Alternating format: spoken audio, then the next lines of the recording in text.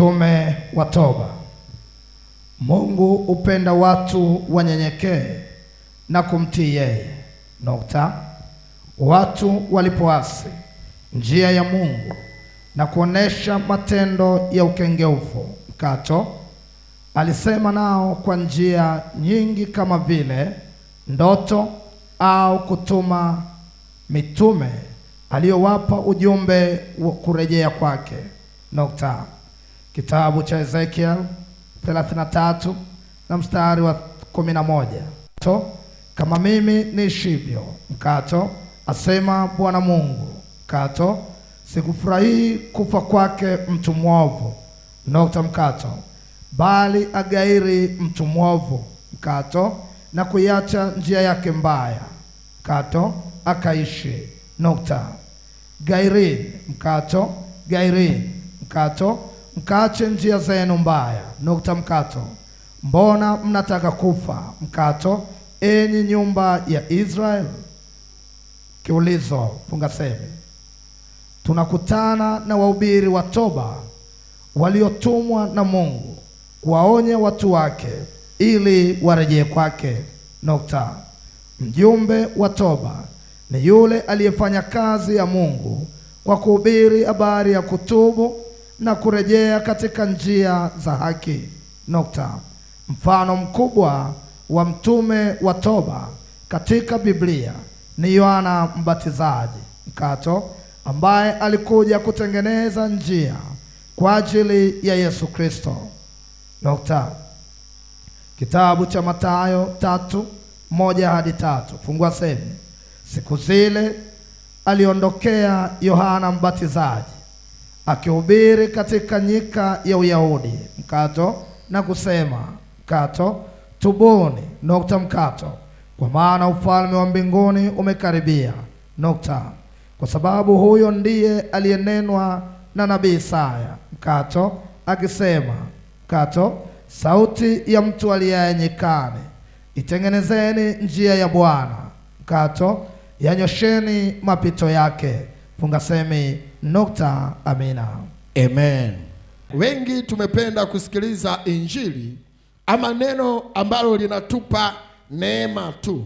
Amen. Haituambii wala kutuonya kuhusu habari ya makosa yetu. Yes. Wala makosa ya baba zetu. Amen. Wala makosa ya kifamilia. Amina. Dhambi inapoanza kuhubiriwa, tayari watu wanaosikiliza ule ujumbe wanaanza kuweka vikwazo, vipingamizi na kukataa ule ujumbe. Kwa hiyo unapoteuliwa kuwa mjumbe wa toba ama mtume wa toba, ni utume ambao umebeba ujumbe mgumu kwa wanadamu wa kizazi ambacho kinapenda injili nyepesi. Amen. Injili laini. Lakini ukawaambia kwa habari ya kutubu dhambi zao. Amen. Wanaona ya kwamba unawahubiri watu. Amen. Wanaona ya kwamba unawasema vibaya. Amen. Wanaona ya kwamba unawaingilia mambo yao ya ndani. Amen. Lakini Yesu anapenda watu wake wawe wanyenyekevu. Yes. Wawe watiifu. Ambao wana hofu na Mungu. Amen. Kwamba wanajua ya kwamba Mungu wetu ni Mungu mwenye wivu. Amen. Popote ninapokosea, natakiwa kurudiwa. Amen. Natakiwa kuonywa. Natakiwa kupewa ujumbe mkali. Amen. Ili niache dhambi. Amen. Ili niache uovu. Yes. Kwa maana dhambi ndiyo inayoleta mauti. Ndiyo inayoleta uharibifu kwenye familia. Amen. Ndiyo inayoleta uharibifu kwa watoto. Amen. Kama usipoambiwa kwa habari ya dhambi, utaendelea kuteseka na taabu ulionayo. Amen. Utafunguliwa kwa nguvu ya maombi. Amen. Lakini baada ya muda mfupi yale matatizo yatakurudia. Amen. Kwa sababu haujajua wala hujapewa ujumbe wa toba ndani yako. Amen. Wala sio toba ya kuomba dakika chache. Yes. Ni toba ya kweli. Sifa ya mtume wa toba. Ndio. Moja, ana wito wa Mungu. Mungu huwainua wahubiri wa kweli wa toba ili kuwaonya watu wake. Yohana Mbatizaji alipewa wito wa pekee kuandaa njia kwa Bwana. Namba 2, hubeba ujumbe wa Mungu. Mtume wa toba haongezi maneno yake mwenyewe, bali huwalisha ujumbe wa Mungu kwa uaminifu. Nukta. Kitabu cha Mithali 30:5-6. Fungua semi. Kila neno la Mungu limehakikishwa. Nukta mkato. Yeye ni ngao yao wamwaminio. Nukta. Usiongeze neno katika maneno yake. Nukta mkato. Asije akakulaumu. Mkato. Ukaonekana umwongo. Funga semi. Nukta. Namba 3, jasiri asiye na woga. Ana ujasiri wa kusema ukweli. Mkato. Hata kwa wenye mamlaka. Mkato. Kama Yohana alivyomkemea mfalme Herodi kwa dhambi zake. Nukta. Kitabu cha Marko 6:18. Namba 4, anahubiri neema na hukumu. Ingawa anahimiza watu wa kutubu. Mkato. Pia anaeleza kuhusu hatari ya kutotubu. Nukta. Nahitaji watu jasiri wa kusema na mchawi kama hataki kuacha nyanga na tunguli, ipo hatari kwake. Nukta. Kitabu cha Mathayo ile sura ya 3 mstari wa 10 hadi wa 12. Fungua semi. Na shoka limekwisha kuwekwa penye mashina ya miti. Nukta mkato. Basi kila mti usiozaa matunda mazuri hukatwa na kutupwa motoni. Nukta. Kweli mimi naliwabatiza kwa maji kwa ajili ya toba. Nukta mkato. Bali yeye ajaye nyuma yangu ana nguvu kuliko mimi. Mkato. Wala sistahili hata kuvichukua viatu vyake. Nukta mkato. Yeye atawabatiza kwa Roho Mtakatifu na kwa moto. Nukta. Ambaye pepeto lake li mkononi mwake. Mkato. Naye atatusafisha sana uwanda wake. Nukta mkato. Na kuikusanya ngano yake ghalani. Mkato. Bali makapi atayateketeza kwa moto usiozimika. Funga semi. Nukta. Yohana Mbatizaji alihubiri jangwani. Mkato. Akiwahimiza watu kutubu na kubatizwa kwa ondoleo la dhambi. Nukta. Alisema. Mkato. Fungua semi. Tubuni. Mkato. Kwa maana ufalme wa mbinguni umekaribia. Funga semi. Kitabu cha Mathayo sura ya 3 mstari wa 2. Alimwelekeza kila mtu kwa Yesu Kristo akisema. Fungua semi. Tazama, mwana kondoo wa Mungu aichukuae dhambi ya ulimwengu. Funga semi. Kitabu cha Yohana sura ya 1 na mstari wa 29. Nukta. Amina. Unapoteuliwa ama unapowekewa ujumbe wa toba ndani yako, amen, kwa habari ya kuonya watu kwa dhambi zao, amen, lazima uwe na sifa kadha wa kadha ambazo zinakuwezesha kuitenda kazi ya Mungu. Amen. Kazi ya Mungu hausio kwamba lazima usimame madhabahuni, hata ndani ya familia. Yes. Wapo wazazi leo hawawezi kuwaonya watoto wao. Amina. Hawawezi kuwaonya mabinti zao. Ni kweli. Vijana wao. Amen. Wanawaacha waende jinsi wanavyotaka. Amen. Wakiharibikiwa ndipo wanaanza kulalamika kwa watumishi. Yes. Lakini chanzo ni wewe mwenyewe haukuwa mtume. Amen. Haukuvaa utume wa toba. Yes. Ili kuwa mkali kwa watoto, kuwaelekeza mambo ya dunia hii. Amen. Juu ya mavazi. Amen. Juu ya mwenendo. Amina. Juu ya jinsi wanavyoishi. Amen. Juu ya kwamba wakivaa nguo fulani fulani, mapepo, majini, mashetani yatawaingia kirahisi. Amen. Juu ya manywele yao. Yes. Juu ya makucha bandia. Amina. Juu ya kila kitu wanachojipaka.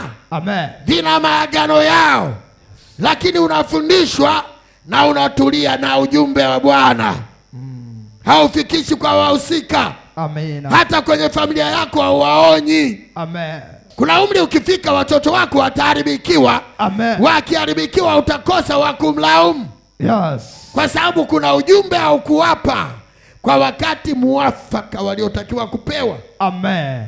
Kwa kuogopa wito wa Bwana. Amina. Kwa kukwepa wito wa Bwana. Amen. Kwa kuchukulia kawaida. Yes. Kwa kuona ya kwamba haina shida. Amen. Kwa kuona ya kwamba Mungu atawafundisha. Wewe ndio Mungu wao hapa duniani. Yes. Maandiko yanasema mzazi wako ndiye Mungu wako wa hapa duniani. Amina. Inakupasa kuwafundisha na kuwaelekeza. Amen. Na kuwaongoza kwa njia impasayo Bwana. Amina. Bila ya hivyo unakuwa umejiferisha katika swala nzima la utume. Amina. wa toba.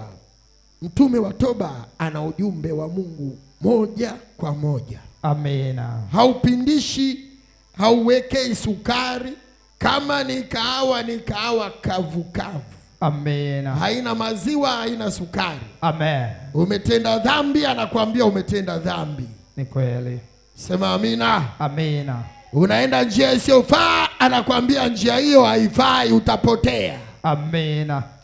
Hana busara yoyote. Hahitaji busara yoyote ya jinsi ya kukuambia ili umwelewe wala usivunjike moyo.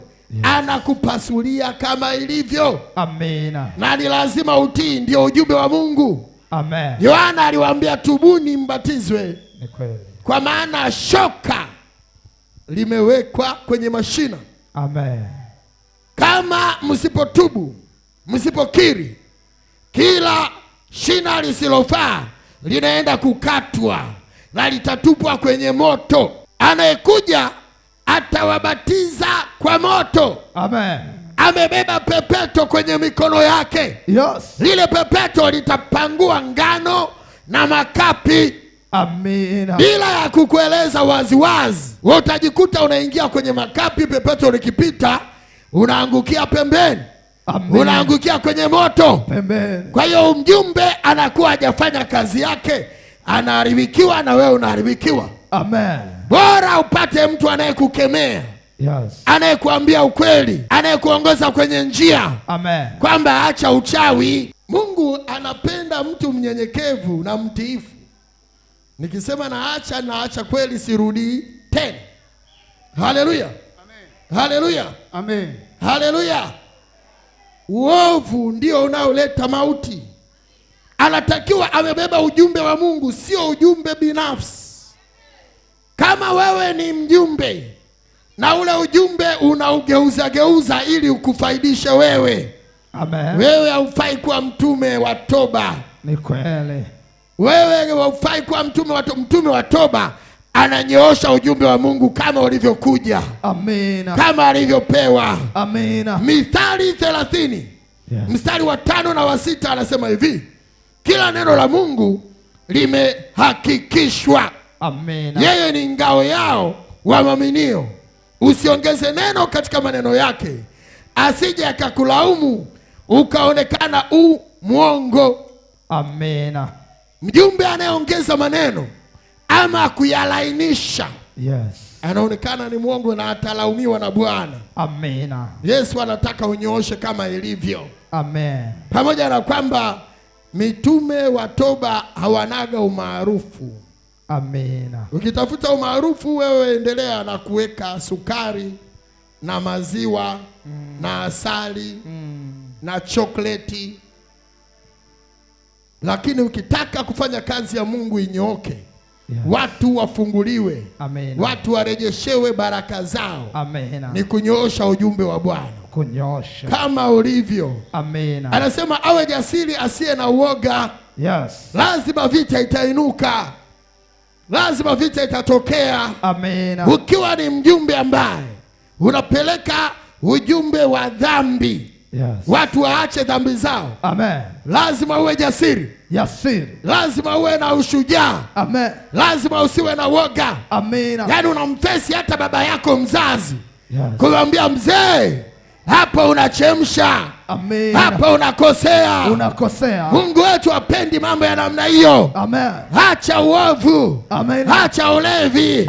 Acha zinaa. Unatafuta kufa. Kukimbia wito wa toba. Yes. Injili ya toba huleta ugumu sana kwa wahubiri kwa sababu ya vita inayokuja nayo. Watumishi wengi huchagua kubadili ujumbe wao au kuacha wito walioitiwa na Jesus only. Yona alipojaribu kuacha kwenda Ninawi akajikuta katika matatizo mazito. Alipewa jukumu la kuhubiri ujumbe wa Mungu kwa watu wa Ninawi. Kitabu cha Yona 1 hadi Yona sura ya 1 mstari wa 1 hadi wa 2. Fungua semi. Neno la Bwana likamjia Yona mwana wa Amitai kusema, ondoka uende Ninawi, mji ule mkubwa, ukahubiri wokovu, maovu yao yamemfikia Bwana. Funga semi. Mungu alimwita Yona aende Ninawi kuwaonya watu kuhusu dhambi zao na kuwahimiza kutubu. Kitabu cha Yona sura ya 3 na mstari wa 4. Fungua semi. Yona akaanza kuingia ndani ya mji mwendo wa siku moja. Akapaza sauti yake akasema, baada ya siku 40 Ninawi utaangamizwa. Funga semi. Ujumbe wa Yona ulikuwa wa onyo ukiwataka watu wa Ninawi kutubu ili waepuke hukumu ya Mungu. Watu wa Ninawi waliposikia ujumbe wa Yona walitubu. Kitabu cha Yona sura 3 mstari wa 5 hadi wa 8. Fungua semi.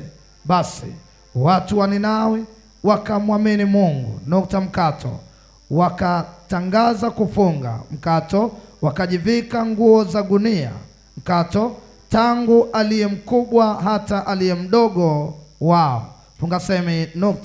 Mfalme wa Ninawi na watu wake walinyenyekea.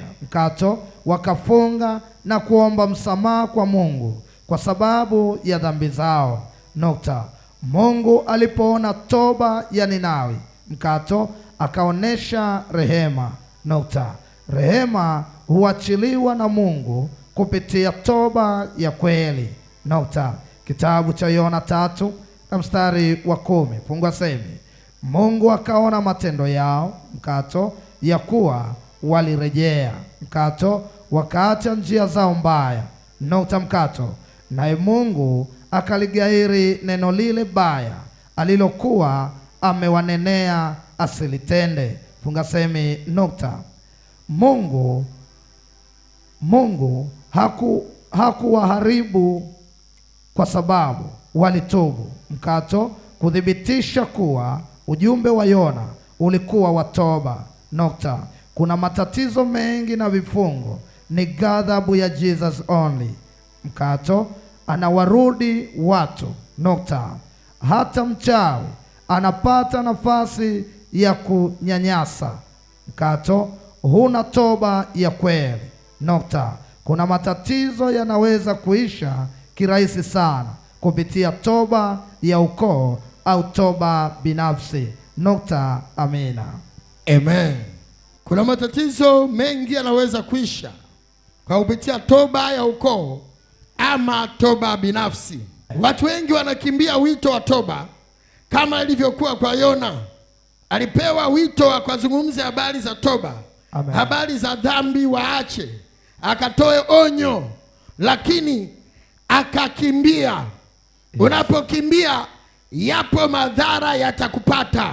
Amen. Kama ujumbe wa Mungu umekuja, sema naye, ingia kwenye hukumu juu ya mtu huyu kwa ajili ya kumuongoza. Ni lazima useme wazi wazi. Amen. Kama ni mwanafamilia, kama ni wazee wa ukoo, mambo ya matambiko, usidhani ya kwamba yatawapata wao wewe hayakuhusu, ndiyo yanayokufunga mpaka leo. Lazima upambane nayo. Amen. Lazima useme nao. Amina. Kwa sababu wanapoenda kule wanataja jina, lile jina na wewe umelibeba. Wanapeleka damu. Amen. Ile damu na wewe unayo. Amina. Kama umepewa ule utume, tamka wazi ukoo wako ufunguliwe. Amen. Yona aliposhindwa kwenda Ninawi, Ninawi iliendelea kuteseka. Ghadhabu ya Mungu ilikuwa juu ya Ninawi. Lakini Yona alipokamata njia ya kwenda Ninawi, akapeleka ujumbe waache dhambi, akawapa onyo juu ya ghadhabu ya Mungu itakayoshuka. Wakaelewa lile somo, wakaelewa yale mahubiri. Mfalme akakusanya watu wa Ninawi, wakavaa gunia, wakalala chini, wakaomba toba ya kweli.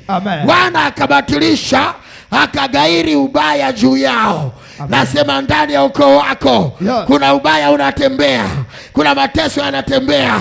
Leo Yesu akagairi ule ubaya.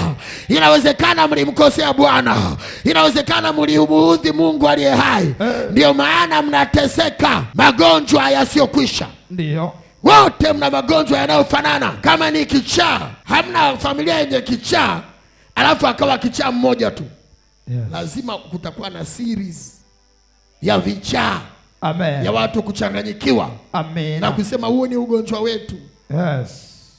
Bila ya toba ya kweli, hiyo laana haiwezi kuisha. Haiwezi. Hiyo laana haiwezi kuondoka. Amen. Magonjwa ya sukari, magonjwa ya kushindwa kuzaa. Amen. Kushindwa kuzalisha. Yes. Ni kwa sababu ya kuto kukiri mbele za Bwana kuna uovu fulani ulifanyika.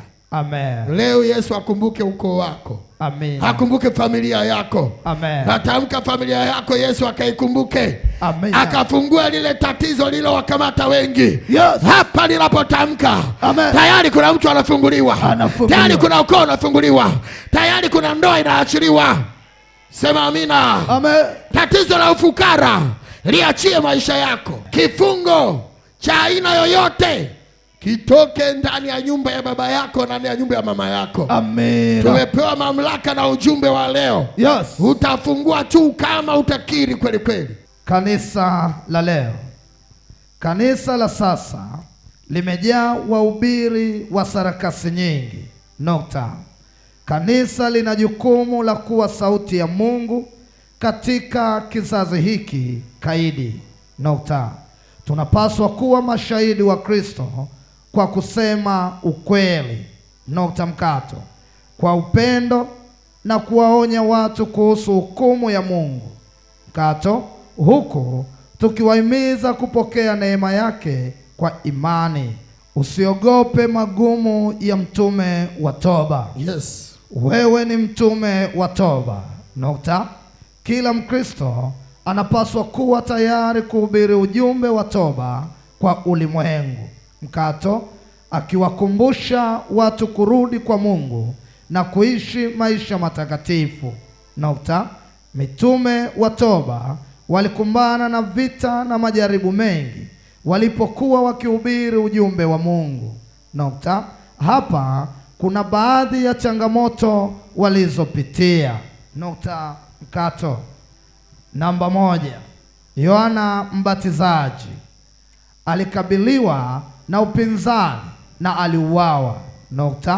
Alihukumiwa na mfalme kwa kusema ukweli. 2, Yohana alimkemea mfalme Herodi kwa kuoa mke wa ndugu yake, jambo ambalo lilimletea matatizo. Kitabu cha Marko sura ya 6 mstari wa 17 hadi wa 18. Aliwekwa gerezani na kuuawa. 2, Yohana alipata adhabu ya kufungwa na baadaye alikatwa kichwa kwa agizo la Herodi. Kitabu cha Mathayo 14 mstari wa 3 hadi wa 11. Namba 2, Yona alitoroka wito wa Mungu na alimezwa na samaki. Alijaribu kukimbia wito wa Mungu. 2, Yona hakutaka kuhubiri Ninawi kwa sababu alijua Mungu ni wa rehema na alikuwa na chuki kwa Waninawi. Kitabu cha Yona sura ya 1 mstari wa 1 hadi wa 3. Aliangukia dhiki baharini. 2.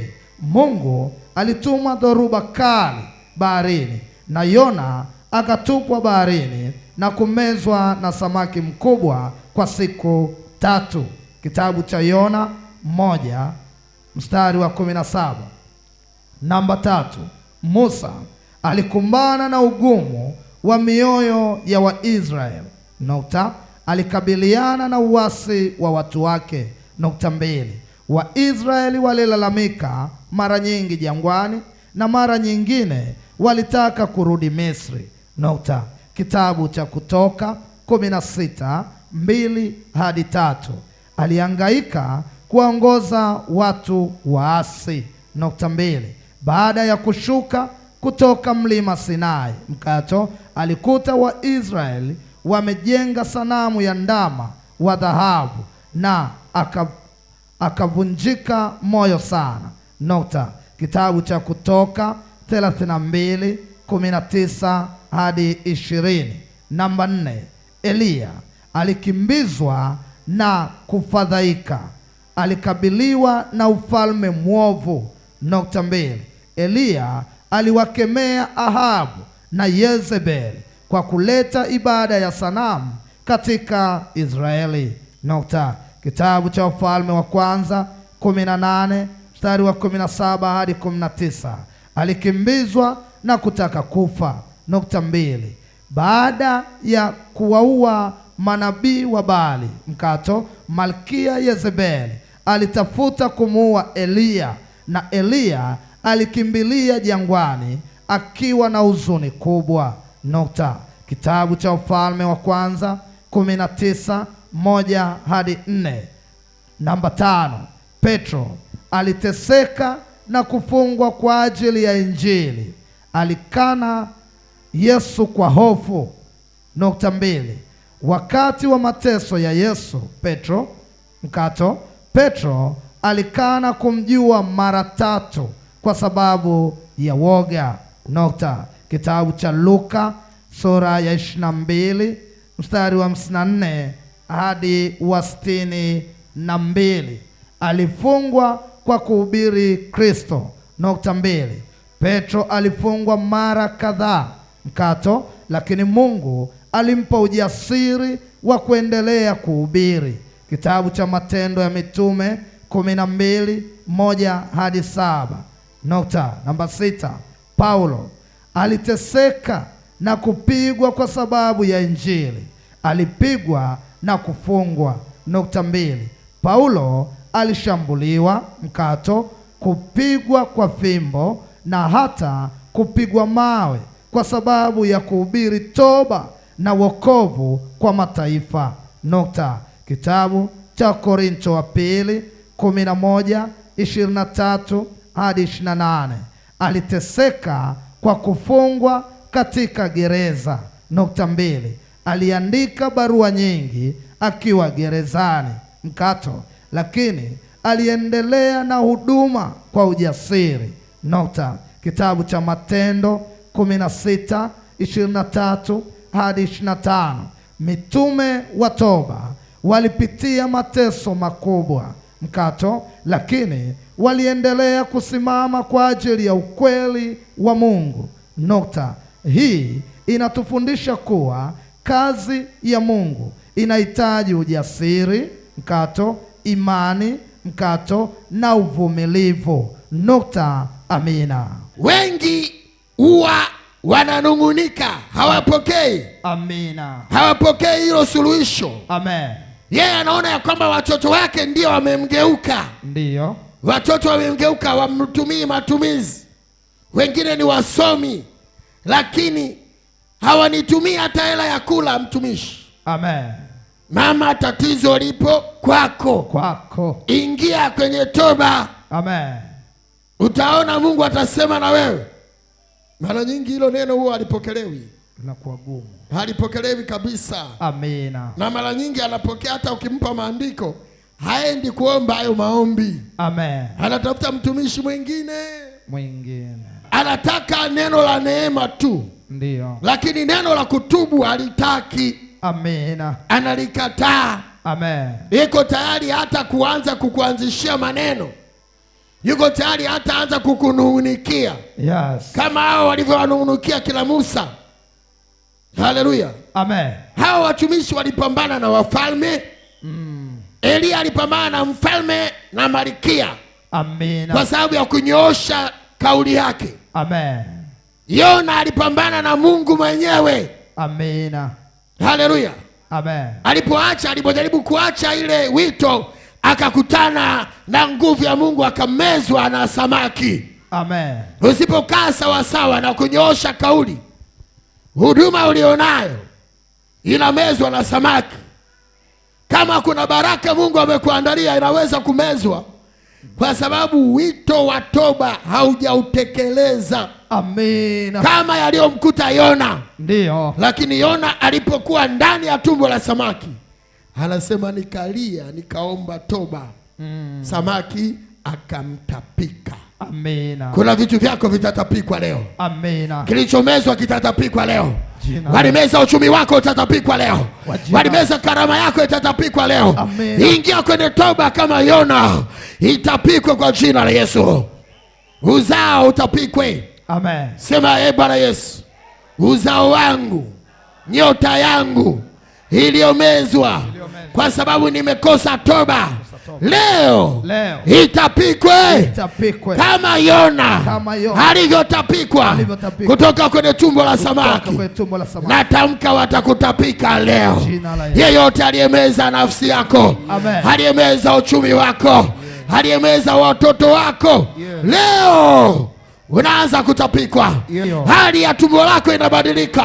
Kichefuchefu, kichwa kuuma, kupiga kelele si kupiga kelele. Ni kwa sababu anataka kutapika. Unajisikia vibaya. Huyu mtumishi anasema vitu gani? Mbona ananihubiri mimi? Mbona ananisema mimi? Ni wewe na kusema. Ni wewe na kuhubiri. Nimetumwa leo niseme na wewe. Maisha unayoishi, hatua unazopitia, acha. Rejea kwa Bwana. Mambo ya kunyolewa nywele kwa ajili ya wafu, acha. Amen. Uponyaji kupitia toba. Ndio kitabu cha Zaburi 103 mstari wa 2 hadi wa 3 mkato. Kitabu cha Yakobo 5:15 hadi 16 mkato. Kitabu cha Mambo ya Nyakati wa Pili 7:14 nukta. Kila mmoja ni mtume kupeleka ujumbe wa toba kwenye ukoo wake. Nukta. Kuna mateso ya magonjwa na ufukara wa kutupwa ndani ya ukoo au vifo vya ajabu. Inahitajika toba ya kweli. Nukta. Akisimama mtu mmoja akapeleka ujumbe huu, wote mtakombolewa. Nukta. Hata kama ndugu yako ni mchawi, mkato, toba itafanya kazi, aache tunguri zake. Nukta.